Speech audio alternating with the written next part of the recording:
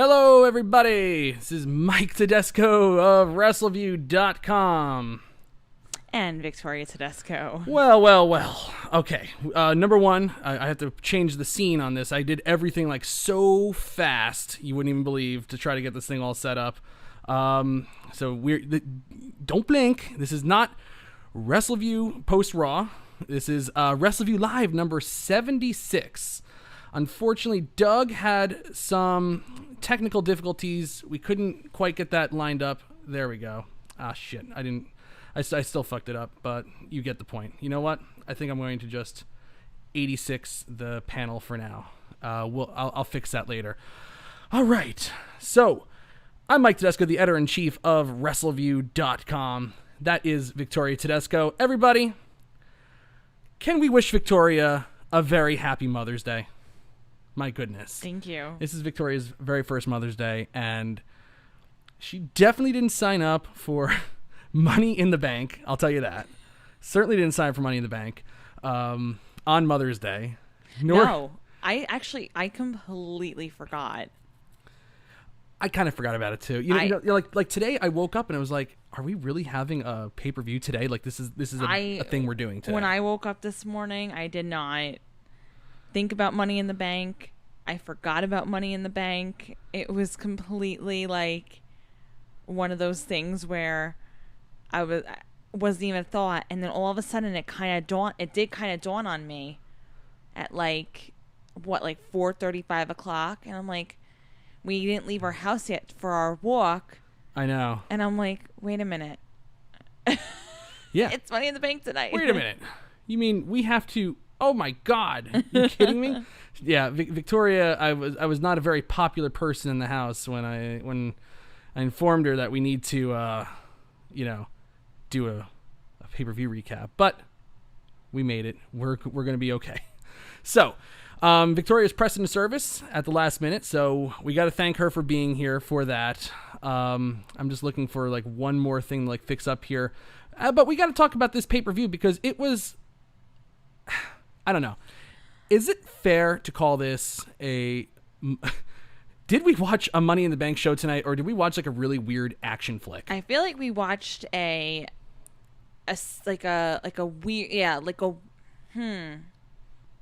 bootleg version like of a different... Yeah, it's like Money in the Bank, but it's not. It's one of those... What do you call it? I'm like totally blanking right now. Where it's like a parody. It was a parody, but it wasn't really. I know. Because it had great elements. So I'm not going to say it was like fully a parody because they weren't like obviously making fun of it or anything to that effect. It was a weird, unique version of Money in the Bank. I guess you'd say.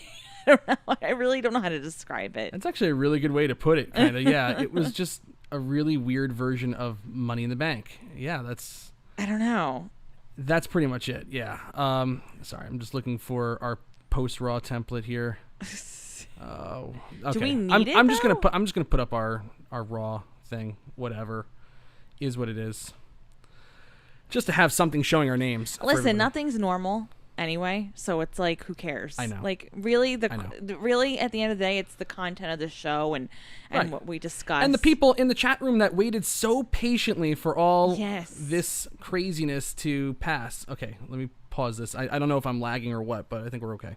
All right, so everybody's wishing you a happy first Mother's Day. Well, That's just thank very, you. very nice of them. Let's say hi to everybody in the chat room. If you're in the chat room, listening to our voices, seeing our faces, in honor of Doug, who is in the chat room, Can we get a Mother's Day wee going here? Wee! Yeah, let's hear some I want to hear some Mother's Day wees in the chat room here.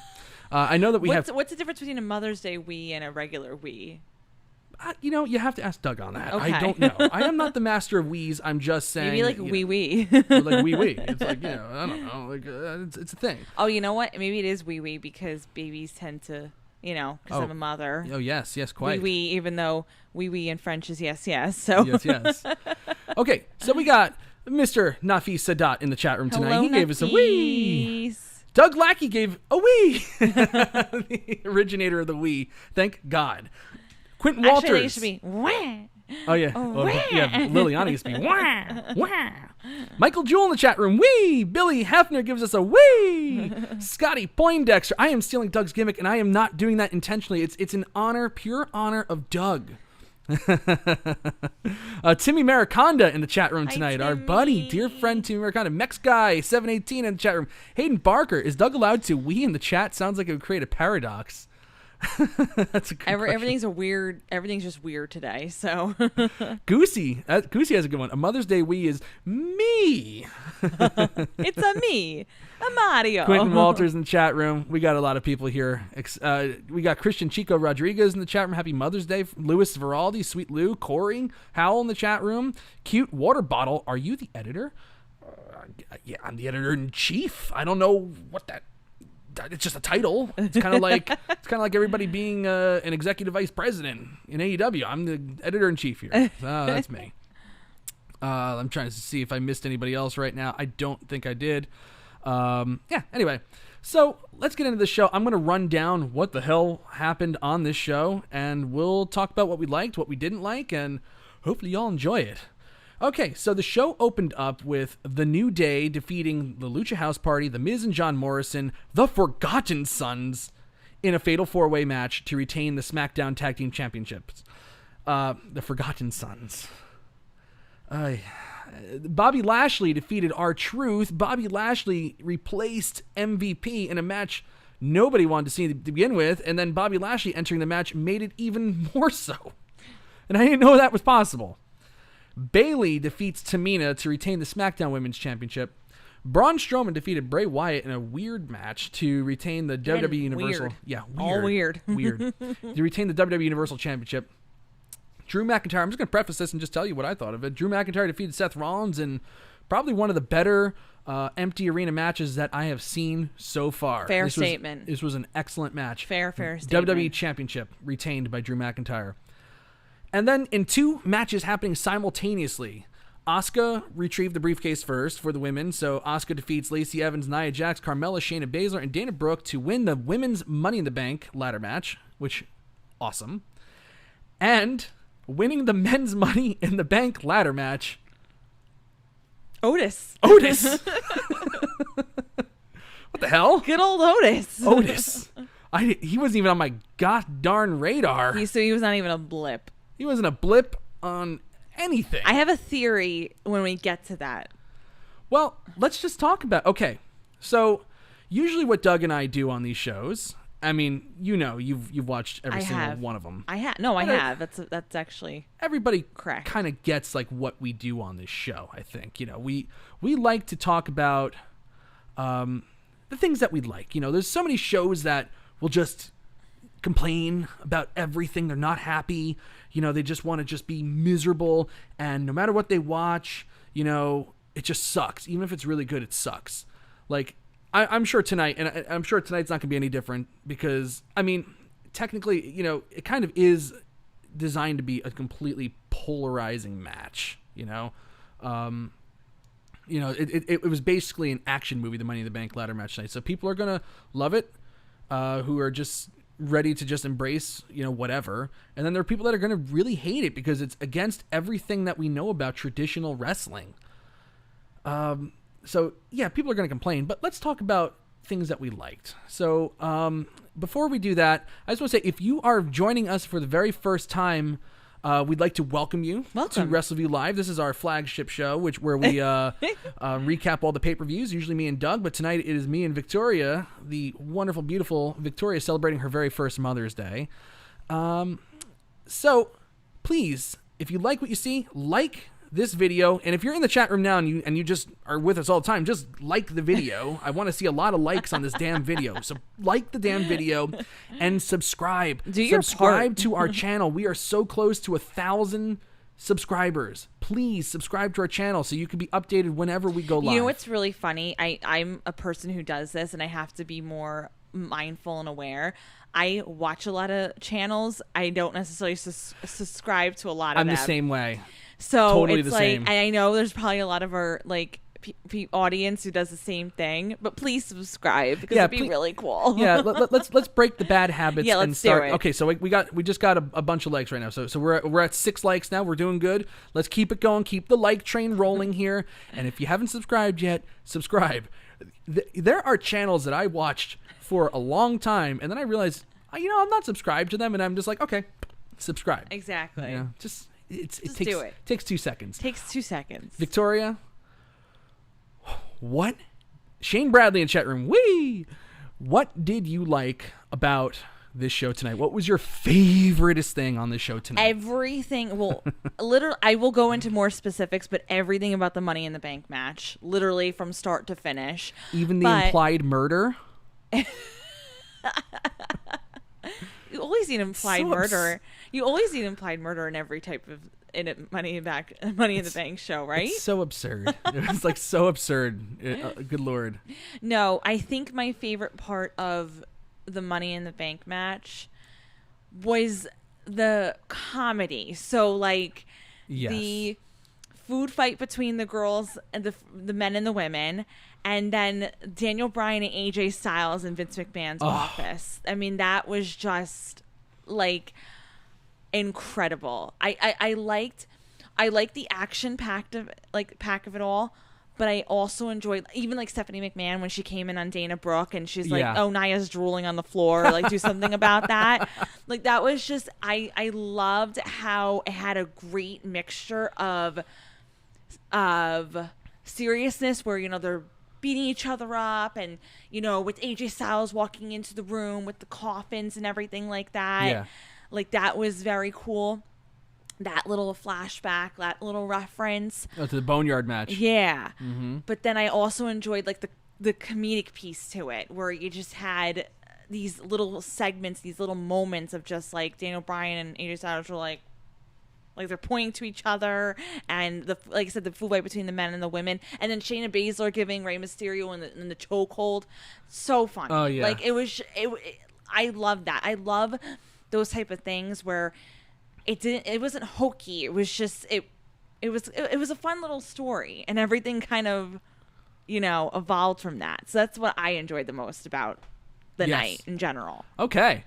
I mean, what about you? For me, what I enjoyed so much was really like the same. Like, I love that WWE Championship match with Drew McIntyre and Seth Rollins, but really, like, I have to say, the thing that I really loved about tonight was like the production value and the little Easter eggs that they put in there. Yes, exactly. Like, I just love the way they just took all these clips, and just kind of put them together. To just create like this like weird like action sequence. It's not a match. It wasn't a match. It was anything but a wrestling match. It was just a weird action movie. That's just like the Boneyard match. There was really no hilarity in that one, but it was a weird action movie. It was nothing that you would expect, but it was everything that you thought you needed in your life. I'll tell you like my two things that really stick out to me in this match that I just loved. I love the cameos, and I did get a kick out of every cameo was the major power brokers in WWE. Yeah. So we had Brother Love. Bruce Pritchard got his silly ass on this pay-per-view. True, very true. Coming out of the bathroom and saying, "I love you" to Rey Mysterio. "I love you." And Mysterio goes, "Love you too." And he runs off. Is Bubby awake? Bubby's awake. All right, so I'm going to talk by myself for a little bit. I loved Bruce Pritchard just making an appearance out of nowhere on this thing. It was so bizarre, so weird. And then of course Paul Heyman, who runs Raw. So Pritchard runs SmackDown, Heyman runs Raw. The Stephanie thing it was like so clear that it was taped, but that was funny, just seeing her there and just kind of like, what's going on? Like, this is like the things on the roof, which is like made Dana Brooke look really stupid because all they've been talking about is how the damn things are on the roof, and she thinks that it's going to be in a conference room, but that's neither here nor there. And of course, VKM, the Voodoo Kin Mafia, Vince McMahon, Daniel Bryan and AJ Styles brawling in his office. And literally as soon as they entered the office, and Vince turned around, my only instinct every time like I see anything from Vince's office, like I remember that documentary they did with Kurt Angle where he walked into Vince's office and he had the T-Rex skull on the wall. The only thing I was thinking of was he's gonna puke,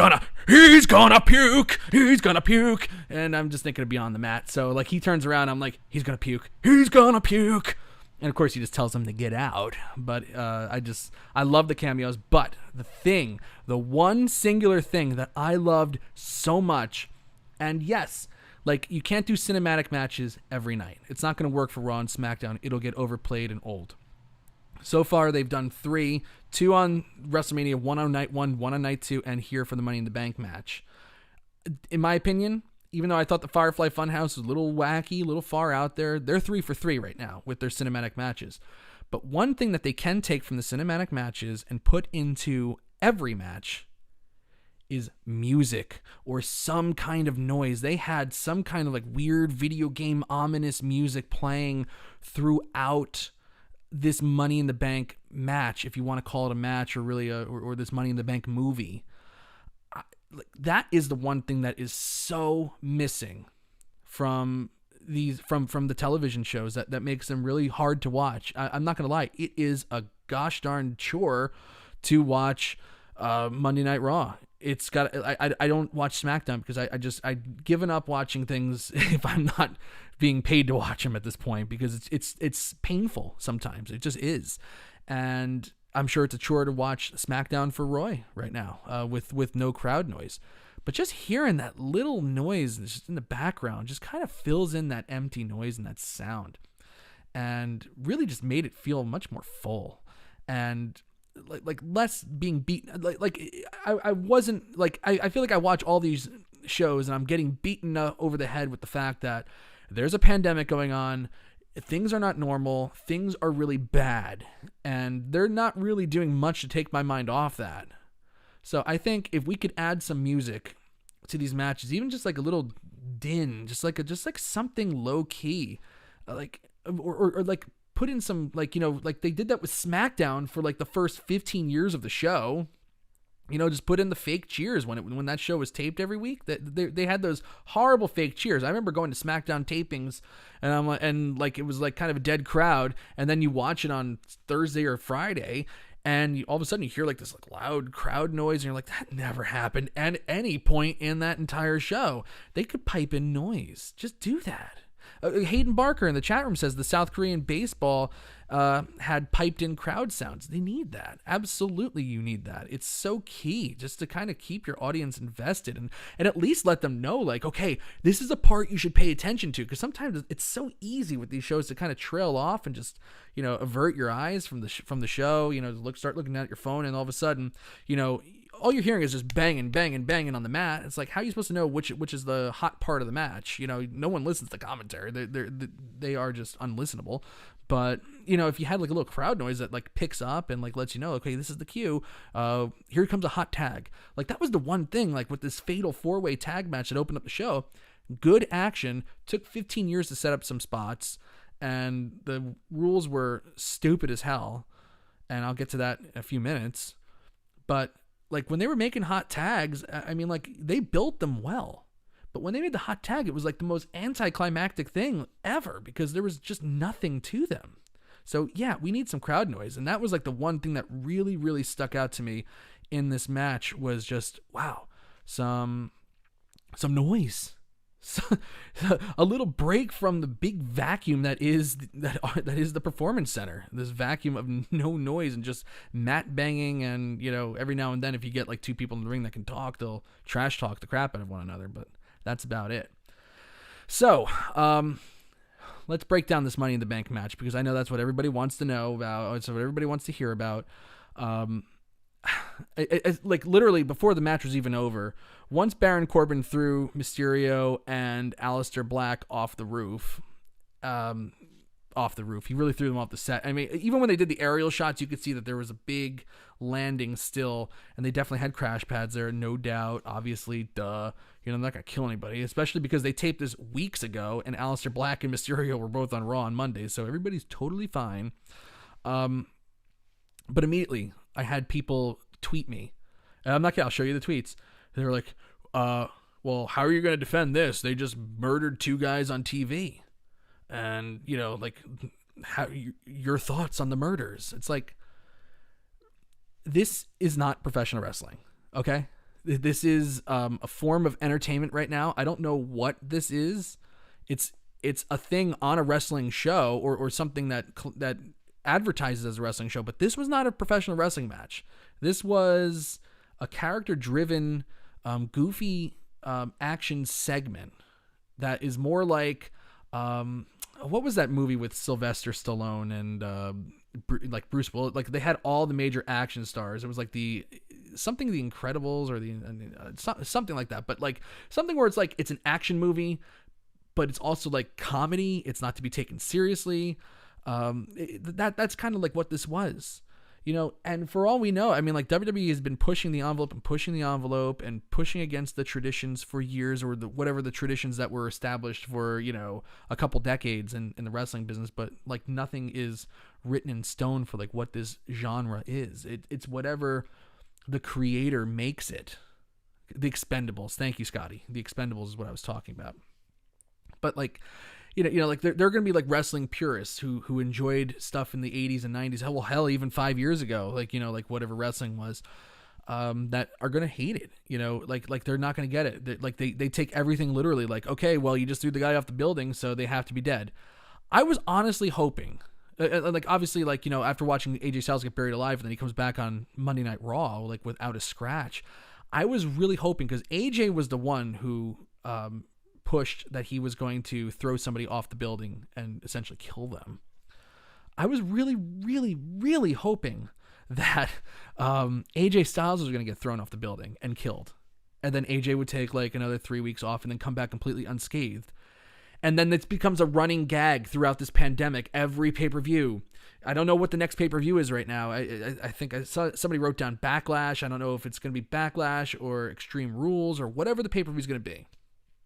But at that pay-per-view, have like some weird Inferno match, and then AJ Styles gets thrown into the fire. He gets killed again. I would just love if there was like a running gag. Every single event, AJ Styles just gets killed, and then he just comes back without a scratch and just says, yeah, well, I lost that match, but whatever, on to the next one. Like he said about the Boneyard match, he's like, yeah, I got buried alive, big deal, I didn't lose, next. It's like, okay, so we're no selling death now. We're no selling death. Thank you, Timmy. 5 weeks to Backlash. So we got Backlash coming up in 5 weeks. Whatever Backlash is going to be. But you could definitely kill AJ Styles at that pay-per-view too. But I think that would just be like the best kind of gag to do. But, you know, it's like you have to stop thinking of this show as a professional wrestling show right now. Right now, you're watching a show that's running during the pandemic, partly because they have to. They have no choice. They have to put out content because this company is currently, right now, being kept alive by the big television contracts that they are so lucky to have signed. They are so lucky that they signed those contracts and that this pandemic didn't happen a year or two ago when they were in negotiations. Because I don't think anybody would sign a big contract right now. But they signed the contracts when they did. They're in their first year of these 5-year deals with USA Network and Fox.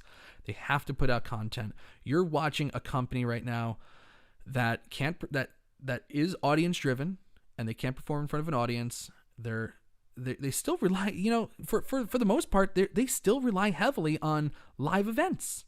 And they can't run live events right now. They can't run arena shows. They can't run small arena shows on the weekends, you know, with their split crews. They can't go overseas and have their very, very lucrative, very profitable European tour. They're lucky because the damn COVID-19 allegedly was here, you know, starting in, they're thinking as far back as December or November. If they found that and they started shutting things down, they might have missed their very, very lucrative holiday tour that they have every year. So they're lucky that they had that. This is a company right now that is just struggling. It's just survival mode now. So just forget wrestling as you know it right now. When everything comes back, we'll assess the damage. But as you watch these shows, if you're going to watch these shows with the sole purpose of just being miserable and finding every little thing to complain about, and believe me, I complain about these shows too. It's like I said, it's a chore to watch an empty arena show. Josh Boutwell, he loves AEW, and he does a tremendous job on the AEW Dynamite recap every week. He's over the empty arena shows. No matter how many improvements they make on that show, it's still at the end of the day an empty arena show, and it's kind of wearing on you now. So we'll assess the damage after this is all said and done, whenever that is, whatever that looks like. Goddamn, like Boston already canceled all their events up to Labor Day, and Labor Day is about when they expect the second wave to happen. There's going to be a lot of places that just will not reopen until we have some sort of pseudo vaccine or some way to get this under control. This company right now is just throwing whatever they can against the wall to drum up interest. Like, you think if this pandemic wasn't happening, we're having a cinematic Money in the Bank dual match in the WWE headquarters? No, absolutely not. But that's what they got to do to survive right now. And you know what? The pay-per-view events on the WWE Network, because the network will draw them money if they can drum up enough interest to watch. That's just free money coming in for them because that's run by them. They don't have to split anything. They don't have to wait for the payments to come in. They just get it. Then they're looking pretty good. WrestleMania was a big success for them, a really big success. If you look at their numbers that they put out for the first quarter, those network numbers were great for that weekend. Just forget traditional wrestling right now. Don't even bother tweeting me about oh, what do you think about the murder? How are you going to defend that? It's like, dude, they're just trying to survive right now. They're doing what every other company's doing. You have a restaurant you like, guaranteed they're doing takeout. You think they're just rolling over and closing up their shops? And, like I had Ruth Chris on my birthday. I went to Ruth Chris Steakhouse and ordered out. You think that the steak was as good as it would have been on their 400-degree plates at the restaurant, fresh out of the oven? No. It was a good steak. It wasn't a great steak, but Ruth Chris has to do takeout to survive. And, you got to support them. And the WWE has to do these empty arena shows, and they have to do these outside the box concept matches to survive. I support it, and I think they're doing a great job. I think it's kind of amazing to watch some of these companies do their thing to, and I'm not just talking about wrestling, I'm talking about any companies, like seeing what they have to do to keep it going. There's going to be some places that won't survive, but some places, that have the chance they will keep it going. So now that I got the murders out of the way in the most long-winded way possible, I want to know what everybody else thought about this match. So in the chat room, I see that there's not a lot of chatting going on. Please get the conversation going. I want to know what you thought about these Money in the Bank ladder matches, and I especially want to know what you thought about the winners. I loved Asuka winning. I love Asuka winning. I've been talking about how Asuka is like the MVP of Raw, other than what's that girl's name? Andrade's manager, Zelina Vega. Running Raw. Asuka is like the next MVP with just like the crazy screaming and the dancing. I mean, she started this match. They were in the main foyer though, so they started the women in the main lobby of the WWE headquarters, and the men were in Vince McMahon's legendary weight room. All 5 women are there. Nia Jax, Shayna Baszler, they're all there. And all of a sudden, Asuka's music plays. She's nowhere to be found. And then they see her standing on the second floor balcony over the railing. And she's just standing on the edge dancing. And then the bell rings from, I don't know where the bell was, but it just rang and the thing started. And she does a big crossbody block. And she just was having, and then she gets in the elevator, she's dancing in the elevator. They all start brawling at the landing where the elevator was, and she sees it, and she sneaks out and runs away. She was great throughout this whole entire thing. I love Asuka winning. What do you say, Victoria? I agree. And did you talk about Otis yet by any chance? I did not talk about Otis. Okay. I spent like 10 minutes talking about people complaining about murder. Okay. Well, I'm glad I missed that part of the conversation. And the conversation starting up in the chat room right now about what they liked and didn't like. So we'll piece that in here as well. Perfect. No, with Asuka, I had my thoughts about before a pandemic, like who initially would have won these two matches. And the only reason why I want to bring up Otis for just a moment too, along with Asuka, is because this is kind of like my thinking throughout the time. So before a pandemic, before no crowd shows and all that, I wouldn't have chosen as a prediction. I would not have chosen Asuka, and I would not have chosen Otis for winning. I would have assumed that for Money in the Bank, granted, before pandemic, Shayna Baszler probably would have won at WrestleMania, so we would be having a little bit of talk. But before pandemic, Nia Jax. Okay? That would have been my initial pick for absolutely Money in the Bank. It seemed like she was lined up. And for the men's, I would have picked most likely Aleister Black, just because that was another individual who was being set up, right? Yes. However, we're in a pandemic, and we are in these no crowd arena shows, and not arena shows, but we're in these no crowd audiences and whatever. So you have to go with charisma. Yeah. You have to go with charisma. You have to go with what normally sometimes WWE, well, mostly Vince, is like, I don't really care what you think, whatever. But in order to keep these shows going, we said it each week, Asuka, right next to Zelina Vega, right? We just kept mentioning Asuka. She was another one, like you said, running Raw, like keeping the entertainment alive, keeping those mic skills, those whatever, right? Mm-hmm. Same thing with Otis. Otis like grunts and makes these weird noises and does, dances and whatever. But that's, again, people are really interested in it. People like the whole Mandy Rose story, that, how that whole thing kind of whatever. So it's like, you got to go with charisma. You have to go with people who are going to be entertaining and be able to carry these shows during this time. Again, when I think if you initially went with your first thought of Aleister Black or whoever, and maybe Shayna Baszler or whoever or Nia Jax, of whoever you're going to pick initially for these matches, you're not getting the charisma out of them. You get the wrestling out of them. You ain't getting that from Nia Jax. No way. And again, I'm not, and I particularly like Nia Jax, so I'm not saying that in that aspect. But during this time, you can't rely on boos. You can't rely on just general noise in the background and everything else. So you have to go with your most entertaining individuals. And you have to really, I almost wonder if whoever their social media team is and whoever's, whatever, I almost wonder if maybe Triple H and Stephanie are kind of like encouraging Vince to be like, people are really enjoying Otis right now. People are really enjoying Asuka right now. So we may want to go that route as long as whatever is going on. Right. That's my personal opinion. So, and I think they made the right choices tonight. Because, first initial prediction I would never imagine Otis winning.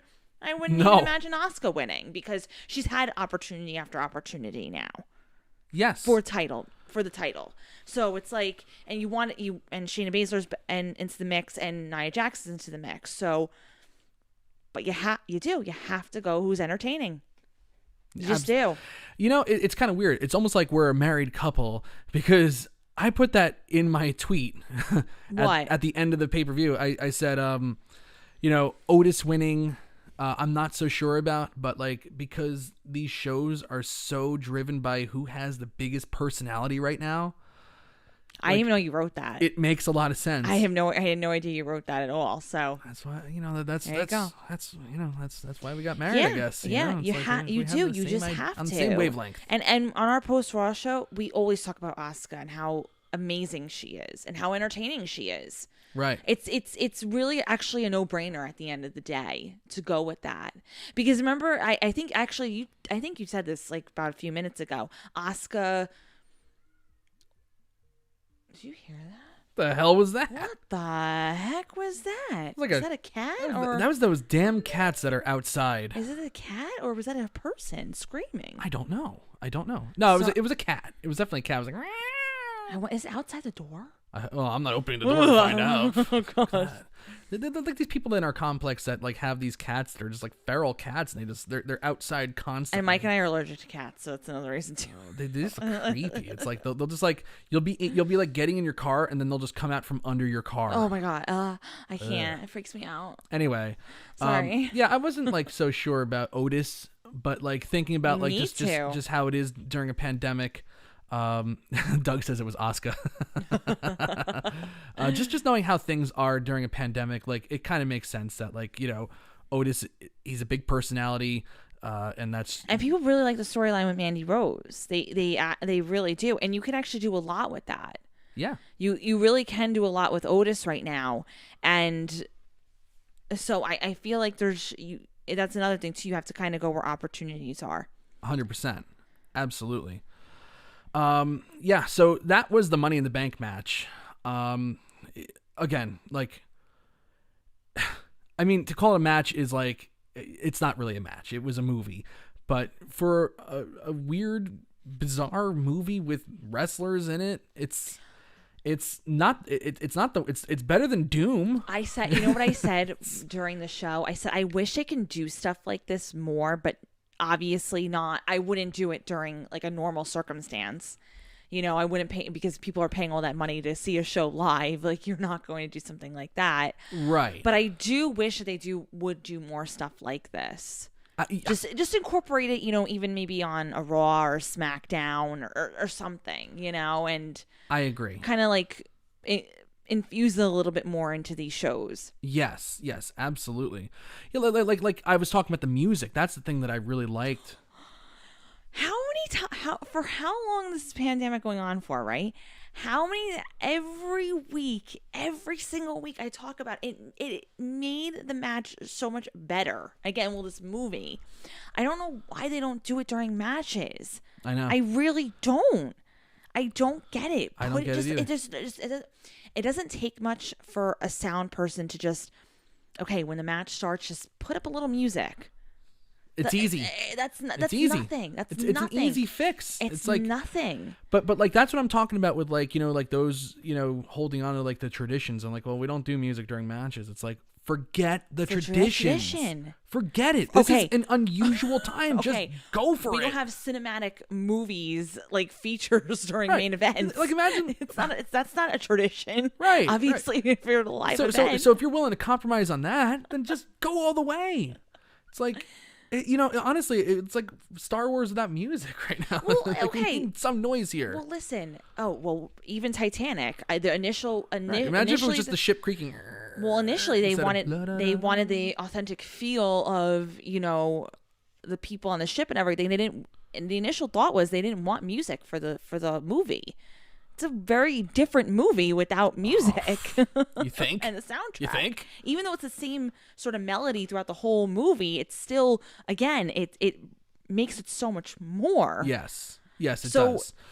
Again, during these times, yes, fine. You don't want to do it during your live events when we eventually get back to normal? Yeah. Don't have music. You don't need music. You have the crowd and that. I think a cinematic match every now and then is not like out of the question. No, but you can't do it during like a main event. No, absolutely not. I'm talking about music though. I'm talking about like, hey, you know, you don't have to have it during your live shows, but obviously we're not in live shows right now, so just do it. They did that stupid friggin' light for Bray Wyatt that just made everything so boring and weird and annoying. Like, throw in some music. Just see what happens. If it doesn't work out, like it'll be like the 2 out of 3 falls thing, where it's like, oh, we can't have wrestling during the commercials. Remember they did that shit last year when they like Raw was like the weirdest show. And I really think about it, 2019 was like the weirdest goddamn year for Raw. The wild card rule and no wrestling during breaks, so everything's a 2 out of 3 falls match, and we'll do 2 falls. 24/7 champion. Raw reunion. You know, like it was just a weird friggin' year. It really was. What's going on outside? I don't know. I don't know. Oh, I have now I lost my train of thought because of that noise. I know. What was the question I was going to ask you now? It had to do with you talking about Raw with the music. Oh, what was that Raw that we went to? This is a while ago now. Like I think even well before we got married, or maybe it was when we were married, like our first year. where the crowd was so like silent that and we went with my whole family. It was when we had to that go the Raw. entire Raw. The Raw where Dean Ambrose brought out the hot dog cart, but yeah, The Rock and Titus was there. O'Neil was there, and Yeah.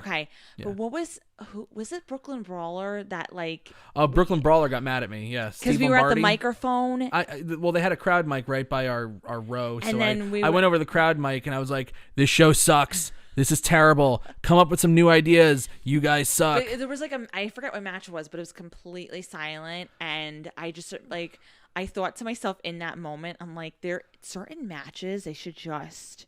Well, they think about it, they pipe in crowd cheers. I know. I was talking about that before. With SmackDown, they used to do yeah. that. They should just do it like when a match is really boring, just have music playing. Like every other match, that's fine. Don't do it, but I believe we have Doug on the line with us here. Doug, can you hear us? Can we hear you? I hope we can hear you. Give a wee if we can hear you, Doug. Give us a wee if you are able to be heard. Doug? No. Doug. No. Doug. Why have you betrayed us again? Damn computer. Yeah, he had to hang up. Okay. Damn. Okay.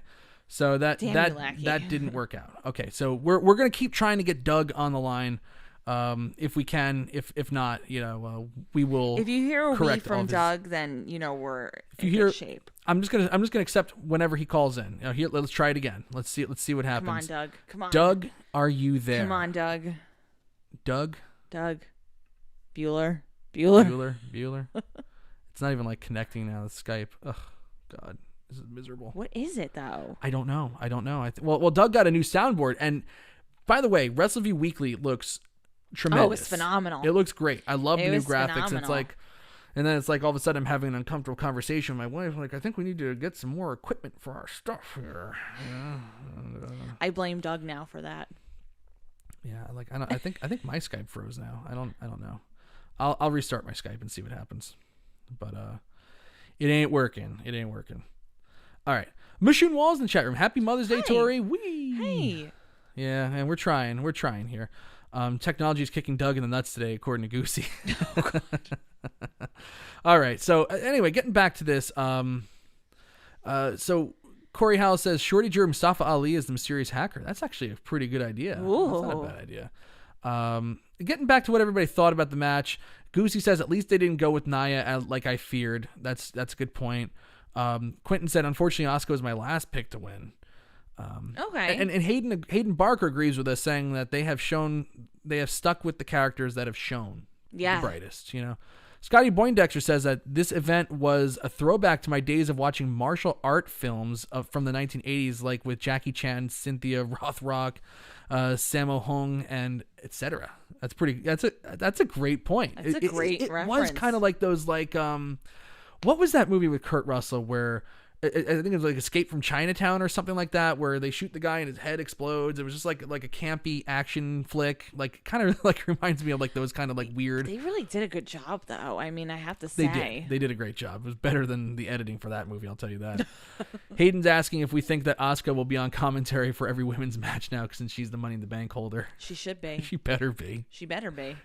Nafis says I was pretty tired throughout the day, so I didn't really absorb much today, to be honest. Oh, we hope we're waking you up a little bit. So Dougie went 4 for 4 on his picks. So that's 4 shots of tequila lined up. Wrestleview Weekly has just become must-watch programming. Make sure you tune in next Sunday. So not only do you have new graphics, now you have a now we're gonna have Doug trying to operate the soundboard. No. And you have a lot of alcohol. Yeah. Scotty Poindexter, Escape from Little China. Thank you. Or no, Big Trouble in Little China. Okay. Thank you. Yes. Scotty's killing it tonight with the tweets. Scotty knows. With the messages. Scotty knows a lot. Scotty does know. Yes. Huh? Oh, what a throwback there. Huh? Poor Scotty, though. That actually must. How many times has he heard that? Yeah, goddamn it's stupid just like thing. me with Victoria's Secret. Scotty doesn't know. It's like just me with Victoria's Secret. Which secret? Which remember, secret? Remember when we used to be in the band and that would just be like every show, person. no matter what, no matter where we were, we could be at a bat mitzvah, we could be at a wedding, we could be at some dive bar, we could be in the Hamptons. Inevitably, somebody just goes, Scotty doesn't know. It's like, we're not playing that stupid song. Get over it. And then anytime they heard or Freebird, and they're like, Victoria, and then they're like, what's your secret? I'm like, really? Oh God, yeah. Like when we would say your name, like, oh, and this is Mike, and this is Victoria. What's the secret? Shut like, you. That's the secret. And they're like, show me your panties. I'm like, okay, now we're getting little. It was getting weird. Okay, so let's talk about this. I'm just gonna try to start my Skype one more time, see what happens. I don't have high hopes right now, but we'll try one more time, and then we'll have to just move on with our show. Doug, if you're listening, give us a wee. Give it. Well, he's not logged in yet. Oh, sorry. my Skype is my Skype's just coming on now. So sorry, I was anticipating a wee. We'll try him again now. So, Doug, if you're listening, please call in. We'll take the call, see what happens. If it doesn't work, then we're just gonna move on. But right now, let's talk about, while we wait for Doug to call in, let's talk about that WWE Championship match with Drew McIntyre and Seth Rollins. Okay, so wow, I'm gonna say, I'm gonna kind of give you an "I told you so." Really? Well, yeah, because you were kind of like poo-poo on it. Because I really hated those Seth Rollins promos. You did. I really hated them. And again, I hated them. Okay, so you know what's really funny about that? So I found you to be overly critical. Yes, but you did say that. But there were a lot of people who agreed with you on social media. That's because I'm really smart. So, I would agree with me too. No. Sometimes I just want to say as an aside, I go back and read some of my old reviews, and I'm like, God, I was so spot on right there. Oh my God. Well, okay. Calling things in advance. Remember when I said if they keep booking him this way, if they go into Philadelphia with Roman Reigns the way they're booking him right now, he's going to be booed out of that building if he wins Royal Rumble. Yeah. You're so smart. I'm so smart. Anyway, go on with what you're going to say. I don't remember now. No, wait, Damn I do. it. Never mind, I do. Okay. I'm just kidding. Damn it. I'm kidding. No, I found other people to be super overly critical, and then I had my little revenge because I went back on social media and people thought what revenge. I was thinking. Were you talking to Andrew Elder again? Where is Andrew? Andrew's not even in the chat room. He's punished. We are going to talk to him tomorrow. Poor Andrew. Gets people mad at him and he doesn't even know why. No clue. No clue. No, but I agree. I thought it was great tonight. I really do. And I liked when Drew spoke earlier in the night about how, when Charlie Caruso came up to him and, with everything. And she was talking about how you might be perceived as the underdog in the match, considering that, with the success that Seth Rollins has had against, other wrestlers, right? Yes. Within the company. And I like his response to it. I don't know what it is, but, and again, I think you've been overly critical with Seth Rollins. I've been enjoying the promos with him and the segments with him. So, to me, it kind of like... Wait, you actually enjoy that? Did you have a lobotomy during this quarantine that I just missed? Are you for real? It wasn't that bad. Again, it wasn't my favorite in the world, but I enjoyed most of it. I'm not going to lie to you. Well, at least they changed his theme song. That really, really worked. It really did. But I think they did have a good dynamic together. I really found especially with the match tonight, I felt like it was really good. So were you ever questioning their in-ring chemistry? No. So was it just solely... I think if I go back and watch Post Raw, I think I even said that I think they're going to have a great match. Or at least a good match. Yeah. But I think... But I didn't say you were solely just not going to be into it because of the promos with Seth Rollins? I was not excited. I was not excited for this match. Okay. No, I was not excited for it because of the promos. Because of what Seth, else? Really just the promos like they didn't get me hyped for the match. Okay. And if they did some better segments, because they did a whole bunch of traditional we're gonna do the contract signing and then the brawl and then okay, he cuts a promo. It's the same old BS. Spice it up a little bit. It's like Drew McIntyre is the guy in the company right now. You want cayenne pepper? I want something spicy. Yes, I want something Tabasco spicy. Sauce. I want some Tabasco. Yeah, Mikey Tabasco wants some Tabasco over here. Yes, of course I do. I think you should be putting in quote JR, should slap some sauce on it. Do something. I know. And listen, I agree with you to an extent, but I something outside the box to make it exciting. That's what I'm saying. I don't know if it needs that much zest though with these two. I have to disagree. I don't necessarily. I mean, I agree with you to a point, but at the end of the day, I don't think with them, I don't think you need all that much zest. I just don't. Because I find Seth Rollins being heel is just even 10 times better than what he was doing before as a face. So I agree with that. Significantly improved so much that I just felt like it's actually working, and it's not boring. Yeah, I know. Okay. All right. So I'm I mean, wrong. we can agree to disagree. We can agree to disagree. I mean, you'll just have to sleep on the couch tonight, but I think that was happening anyway. although I mean, I did get you some good Mother's Day gifts. Oh, the cards were so super cute. Not the cards. Not the cards. Who cares about stupid cards? I had Susie Essman from Curb Your Enthusiasm. I was getting to that. Make a cameo for Victoria. Okay, I was getting to that. I was. It was really funny. And she called me like a fucking asshole and stuff like that. Yeah, she goes, you're incompetent. I'm incompetent. I don't do shit around the house. She goes, let's face it, you're gonna have to do everything today, even though it's Mother's Day. She told hilarious. me. Yeah, she told me that I need to wear my face mask even in the house so she doesn't look at my face. It was so great. If anybody's ever seen Curb Your Enthusiasm and Susie Green, Jeff's wife, the best. I was not expecting that. Just all of a sudden, I just hear, "Hi, Victoria," and I'm like, "What?" Yeah, as soon as I got the thing, I was like, "Hun, you got a special surprise," and I broadcast on the Apple TV. Put the baby in the room. You're doing okay. I don't think I sleep on the couch tonight. I think I'm okay. I think you're okay for today. But I gotta tell you, like this Rollins match, Rollins was really, really. I thought he was. Actually, as a character, was better in this match. You know, like especially with like the trash talk. Like this is my cross to bear. Like I finally got it. And like if they did like some stuff like this, like you know, whenever Rollins attacked him and he had like Murphy and stuff like that. Murphy was nowhere to be seen tonight, but he had like Murphy attack McIntyre, and you know like Murphy got annihilated, and then Rollins got annihilated. They're like at no point was it like, oh, you know, Drew McIntyre is probably gonna lose this match. Like, and I get it. McIntyre just won the title. He's the guy with the rocket up his butt. You know, keep pushing him. But you could have made him just a little more vulnerable in this. A little more vulnerable. That I will agree with.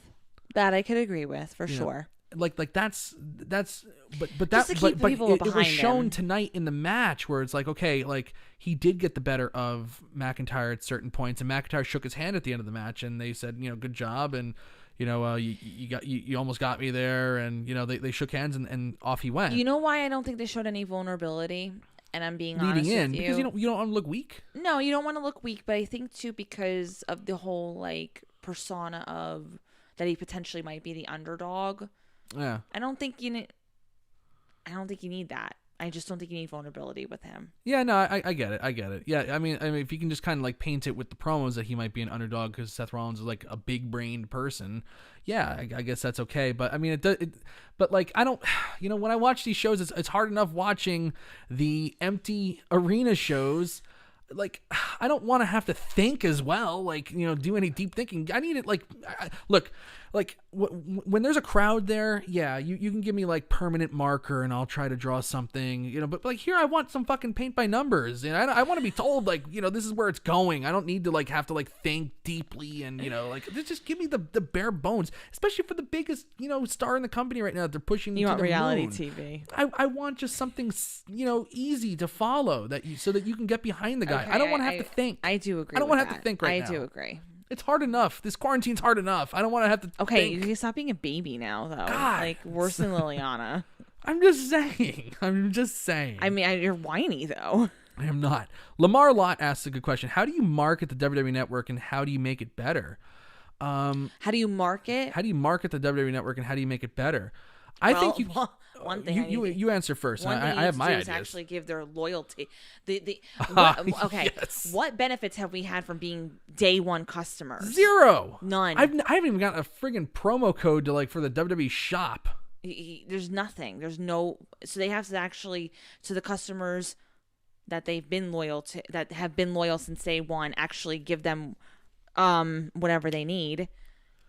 As far as that, because that's every time. It's funny because I have a group of friends that I went to college with who over the years that we've, you know, always kind of like on Facebook just catch each other and like wrestling. But every time they promote the network, we always do a group chat.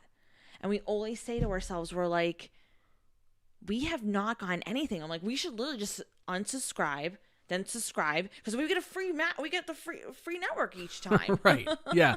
Allegedly. I've never done it. No, I wouldn't do it either. Even when I've been mad, no, with certain things, but I it's don't like, unsubscribe. I personally think they have to do that. Because this whole like, oh, it's free now for new customers and blah blah blah blah. It's like, what about your existing? What about your loyal customers? Yeah.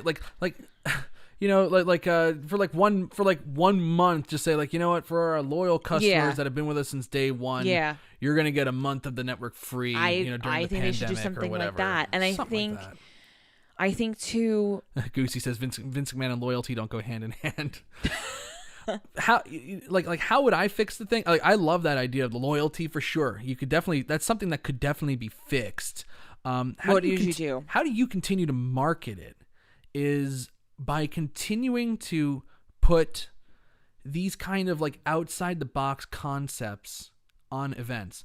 At the end of the day, before we did the show, they did an awesome Undertaker Last Ride documentary, and I watched almost all of it while we were preparing for this. That's great stuff. I love that documentary. That's probably one of the finest documentaries I've seen the network produce so far, and they have done a ton of them. They've done a ton of great documentaries on this network. That's not what sells. That to a guy like me who enjoys the wrestling history and old stories and just wrestlers sitting around and bullshitting, that's me. I love that stuff, but I already bought the network. You know, like you don't have to sell to me. The events are the things that drive the network. It's always like, how are the network numbers on WrestleMania weekend? You know, because it's like nothing else matters. Like, who signed up to watch it, and it always happens right before the start of the show and stuff like that. Like, people will just buy in. You have to put some like conceptual, you know, like especially now, you have to sell this thing kind of on like on the concept matches. You know, like I put out a tweet or a poll on Twitter, just to see, like, are you tuning in just because of the curiosity of the Money in the Bank match? And it was like 95% yes. Well, I said before the show, because I remember when you said, I feel like the numbers aren't going to be as great in the beginning. But then I said, by the time the Money in the Bank match occurs, though, that's when you see your numbers will go up significantly. Yes.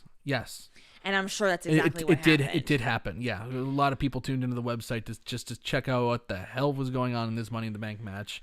And it's almost like, God, you know, like of all the times I'm going to use my free month because I'm not a subscriber, you know, I'm talking for somebody else, you know, like this would be the month I'm going to sign up just to see what they do for this Money in the Bank match. So you know what I think they need to do also, in addition to the concept matches and selling as far as that? I think they need to do, and I want to say reality, like, you know how they have like the ride-alongs and everything too? Oh, yeah. I don't think that's your selling point, but I think they need to have more, not documentaries. I think they just need to have more tune into the focus of behind the character as well. I always enjoy, there are certain things that you see from on social media just in general, like that's why you follow certain wrestlers, just because I want to know what's going on in their lives. Absolutely. I find that almost like an Instagram show, not Instagram itself, but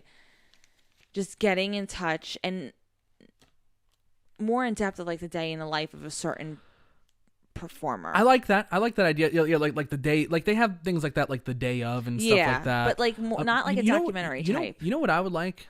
And it's hard to do it with, like, you know, because so many guys have passed away. Like, you know, like I would give anything. I just got my Macho Man autograph in the mail the other day, which I was super excited. Oh, I also got Gorgeous George as well.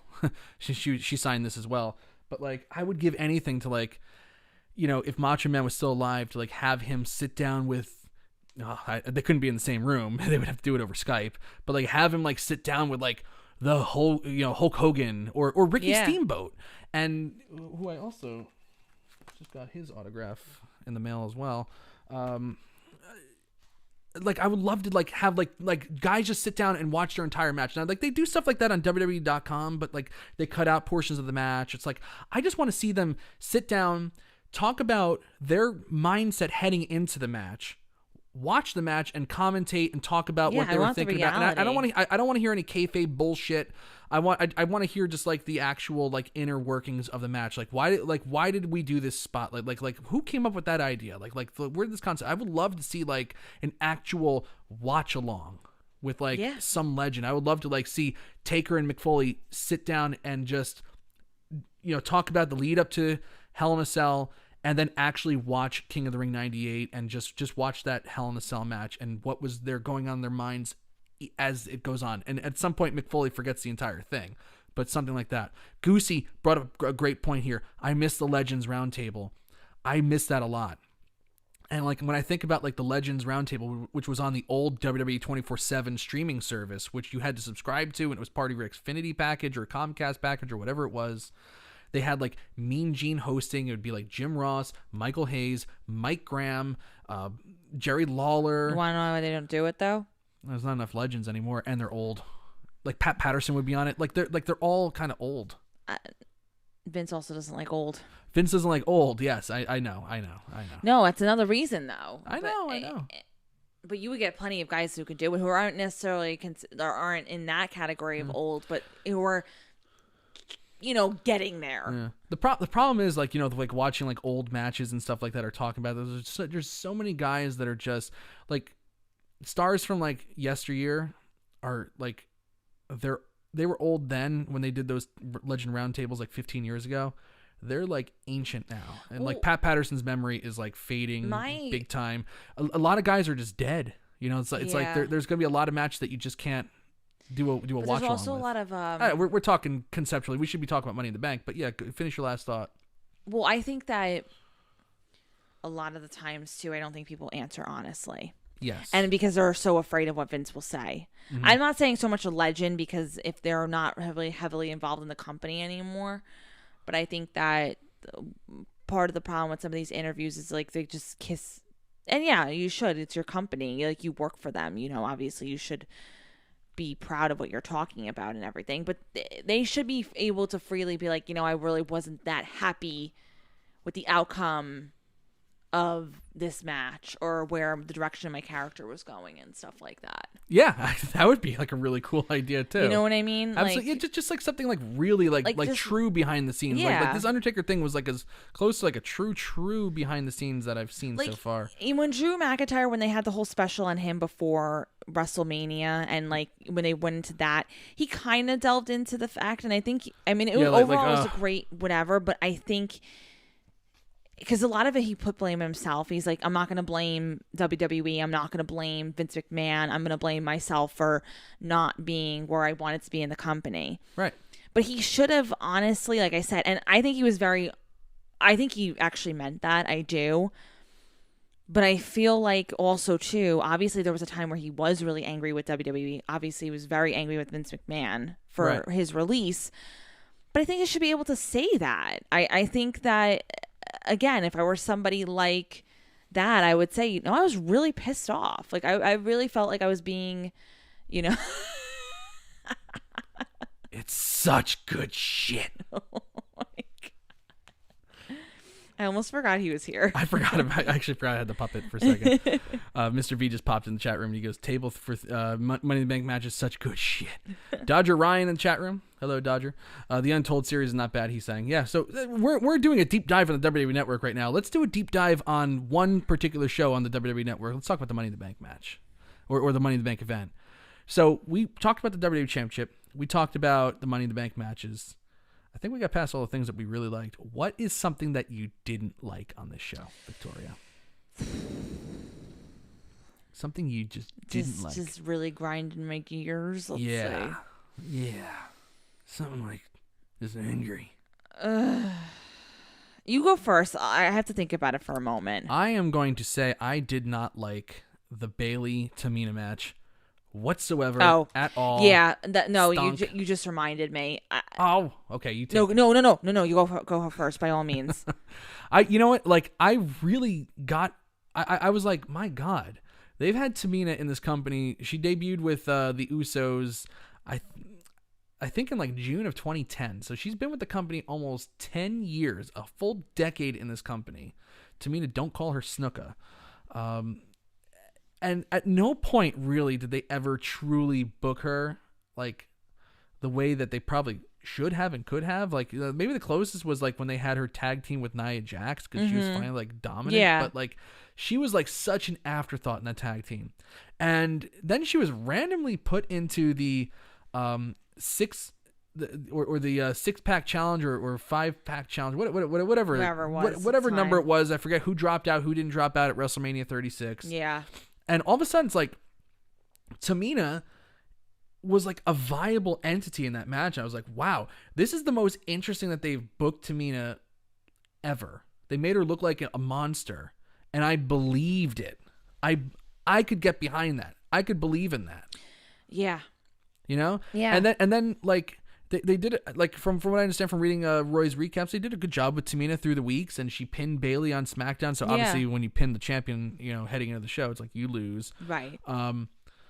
But like so lazy. Like that, like as creative as they were in the Money in the Bank match, the rest of the matches are just the traditional lazy, oh, we can't think of how to get out of this, so we'll do a distraction finish. Yeah. And it's like, you know, this is why they can't get why I just hit my computer. Why they cannot figure out how to get people over like to the next level. They'll push people and make them look like something, and then it's like, okay, they got as high as we want, and let's cut their legs out from under them now.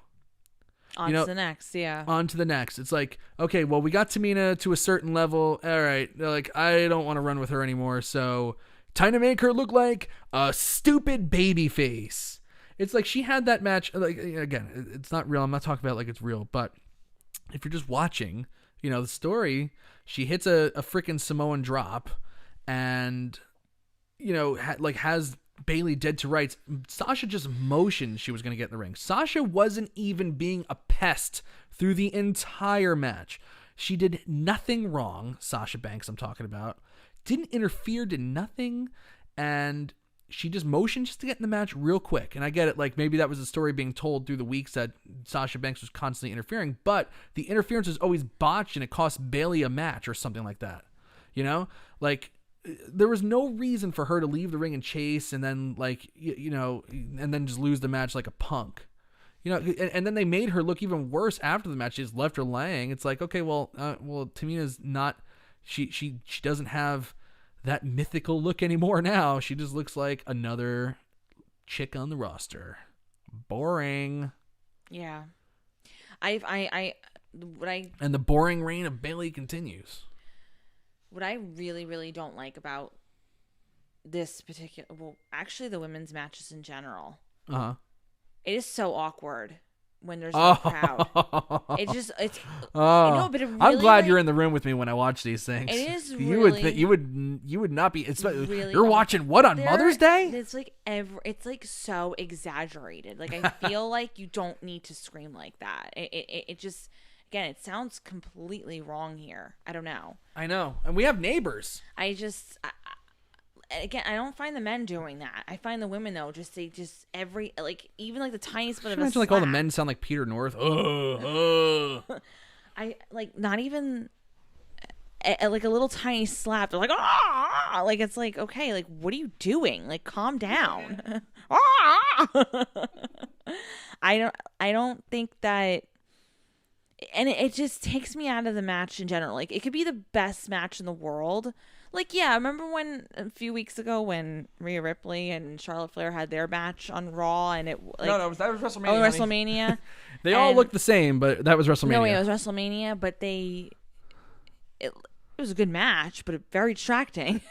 Yeah, it was a little. It takes away from the match, and again, I did not expect Bayley and Tamina to have the best match tonight. I'm not saying that. I just feel like I just didn't like the way they booked the finish. Like I just thought it was like they killed another character, or not killed. They can still be serviceable, and they can still turn it around. But like, why do we have to do this? Where now it's like, well, now we have to rehab them and get their feet back. Think Bayley just think works. of something else.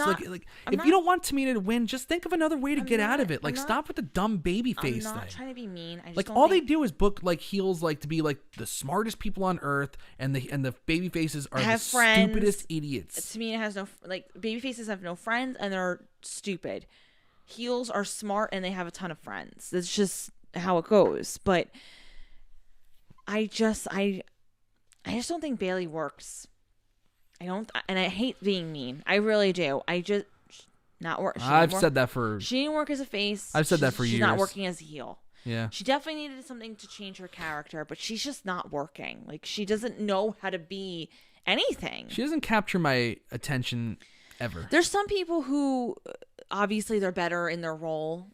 Well, there's some people that just like but, okay, so like look at like I mean like Charlotte Flair is not even fair to compare to anybody to her, since she's like on another level from all the women on their roster, even some of the men. But like you know like some people just exude like they just have a look to them, like it's like I'm drawn to this person, like I want to watch what they do. Yeah. Bayley just it doesn't do that for me. And I'm not like, listen, these women would run in circles around me in the ring, obviously, like, you know, years of doing it and big deal, technical whatever, but I am saying I have a ton more personality than Bayley. Like, I could literally, like, they should literally have her just standing there and I could cut a promo in 2 seconds. I'm just saying, like, I feel very confident that if I work for the company that I could definitely manage and valet and do that and, like, really, really be good on the mic, not in the ring. Right.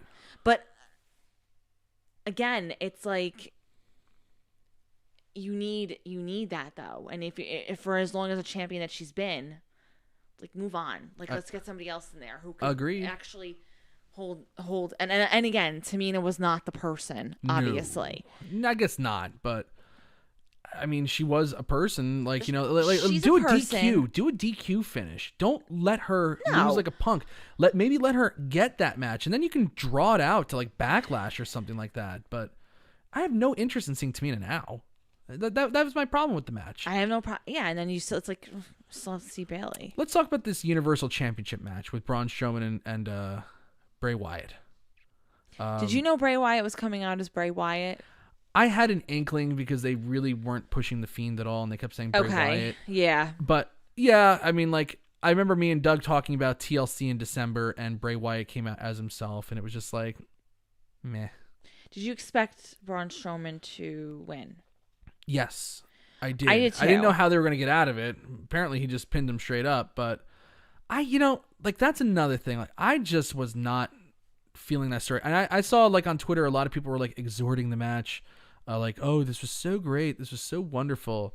I didn't feel it. I just didn't. You know, it's like when he debuted with the Wyatt family in 2015 as the Black Sheep, by the time they did the brand split less than a year later, he was already out of the Wyatt family. He was just on his own. Like, the Wyatt family split up. He wasn't doing anything, and he was just a complete afterthought. Yeah. It's like there was no like if there was like something established, like, you know, like what Rowan and Harper, or Brody Lee now, you know, in the Wyatt family, you know, and then they go against Bray, which they never did. They never did that. They never really truly did those feuds.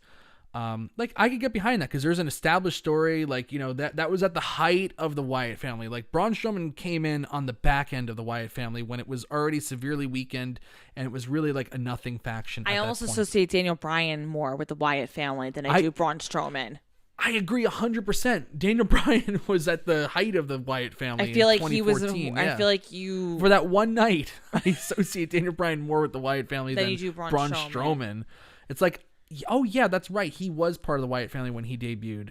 It's like, who remembers that? Yeah, no, really, because it was only like a hot second, right? You know? And now it's like, now they built a whole feud around this, you know, backstory that just was never told, and it's like now we're supposed to like remember it with like, oh yes, remember when the Wyatt family was running so strong and they weren't losing every match? Then, you know, like they that wasn't with Braun Strowman. Absolutely, no, that was not. So, like, I like, people liked it, but it just, go ahead. It just didn't do it. It didn't do it for me. I talked about the Fatal 4-Way tag match already.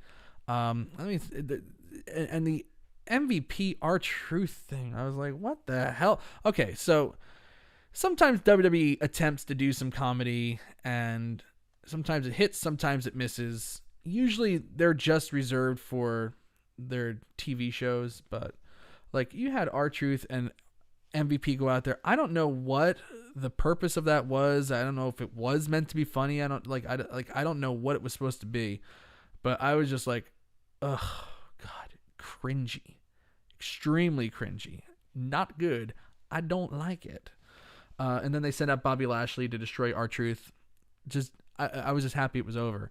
But for the most part, like other than, like excluding the WWE Championship, most of this undercard was just a big dud. Like I liked the Fatal 4-Way Tag match. It took a long time to set some things up. And I was saying the rules were kind of stupid. It's like, oh, they were shouting and shouting. There's no DQ in this match. There's no DQ in this match. And then it's like Jackson Riker did one thing, which since there's no DQ, it's totally in his right to do. And they eject him from ringside. And then in the next segment, this is why I have a problem sometimes with this company. It's like, the storytelling is just bizarre and weird and sometimes very, very bad. It's like Jackson Riker gets ejected from ringside for doing something that was well within his right to do. Okay. That's the story being told. And then the next match, it's like R-Truth is, we're supposed to, they do these contract signings. Okay. Well, they're supposed to, do, you assume that they sign a contract for all matches. So R-Truth allegedly signs a contract to face MVP, and then Bobby Lashley comes out. It's like, well, why does Bobby Lashley all of a sudden automatically get this match, and R-Truth is unprepared, and who made that happen? It's like, they need to tell some stories there. Like there is a lot of creative there needs to be issues. some sort of like back story to something. Like, Right. You can't just come out of thin air. Right. It was just, I didn't like the whole doing the what's up and then the crowd thing. Like I get he was like trying to make like whatever, but it really was, it kind of just depressed me. I'm like, oh yeah, right. Well, it was kind of like that when they did that Austin 316 thing, and he goes, give me a hell yeah, and they showed the empty seats, and that was kind of funny, but that was like the first week of the pandemic. We're 2 months in now. It's like, I don't need to be reminded there's no more people there. Right. Although R-Truth did make some waves. He is lonely. He wanted to celebrate. He's missing his 24/7 championship. So he is going to Tampa Bay, and he is going to sack Tom Brady because he thinks Tom Brady has a 24/7 title, and it's really Rob Gronkowski. So I guess they're still going to try to find a way to keep Rob involved, especially because, who knows, like if there will be stadium crowds in time for football. Probably not. So they could probably have a little wiggle room or leeway to do stuff with Rob Gronkowski, who came out of retirement to join the Tampa Bay Buccaneers. So, interesting. So there's Very that. interesting. Very interesting. So overall, everybody in the chat room, we still got a great crowd in here. We got more people in this chat room than we have likes. We have 16 likes right now. So if you have not liked this video, like the darn video. And after you like the video, tell us whether you give this Money in the Bank show a thumbs up or a thumbs down. I would like to hear Victoria's first, since Victoria is the woman of honor today and probably one of the only women a part of this broadcast tonight. And I'm talking in the chat room too. I'm not saying probably. You are the only woman on this broadcast. I'm right. certainly not questioning myself here, but I'm talking about in the chat room here. You might be one of the few. Especially because you're a new mother and it's Mother's Day for the next 19 minutes. What did you think of this pay-per-view? Thumbs up, thumbs down. I'm actually going to give it a thumbs up. Okay. I am, because Pray tell. You know what?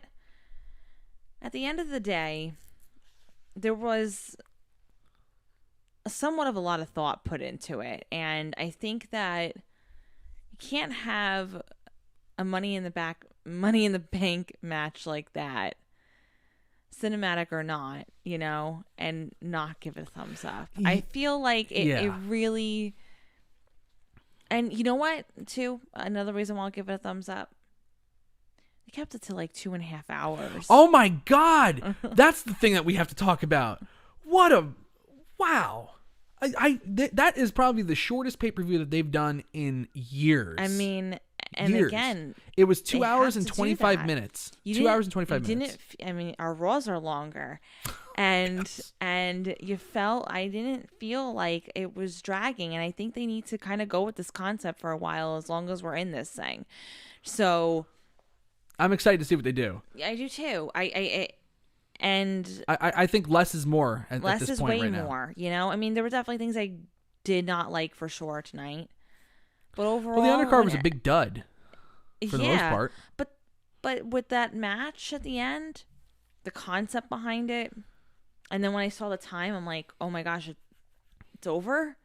Well, wow, they started this thing at it was like 8:50 p.m. Eastern Standard Time when they started the match pretty much, and I was like, are they going to go an hour and 10 minutes with this? And then it was like they're on the roof at like 9:20, and I'm like, they're going to do a match now on the roof for the next 40 minutes. Right. And then it was like, oh, Asuka won. Okay, now it's just the men. Like, how long is this going to go? 20 minutes? And then it was over. Yeah. Otis wins. Mm-hmm. Look, automatically, just any pay-per-view that's 2.5 hours or 2 hours and 25 minutes at this point is going to get a thumbs up from me. I give it a thumbs up because I really did enjoy that ladder match. You can't really call it a match, but I did enjoy that Money in the Bank movie. And I love the cameos. I love the music involved in it. And I really, really love that WWE Championship match. You know, if you just want to watch something traditional, watch the WWE Championship match, because that was probably the best empty arena show match that WWE's done so far. If it's not the best, it's like right there. It would be like this number 2. Yeah. It was really, really good. Rollins and McIntyre put their working shoes on, had a hell of a match. Let's see what everybody said in the chat room. Mr. V's in the chat room. Mr. V, thumbs up, he says. Let's see. Looking around. Okay. Quentin Walters gives it 2 thumbs up. Dodger Ryan gives it a thumbs up overall. And Mr. V said you're on the money with your assessment of the show. Scotty Poindexter, thumbs up again. It's a drawback to the 1980s martial arts films I watched. Hayden Barker says thumbs in the middle. Billy Hefner gives a thumbs up. Goosey, as always, thumbs in the middle. How dare you? Daniel Shell, a thumbs I didn't watch. Mr. V gives a thumbs up. Yeah, so Uncle Billy gave it a thumbs up as well. So, yeah. When the pay-per-view is shorter than the Monday Night TV show, Hayden Barker. Yeah, I know, right?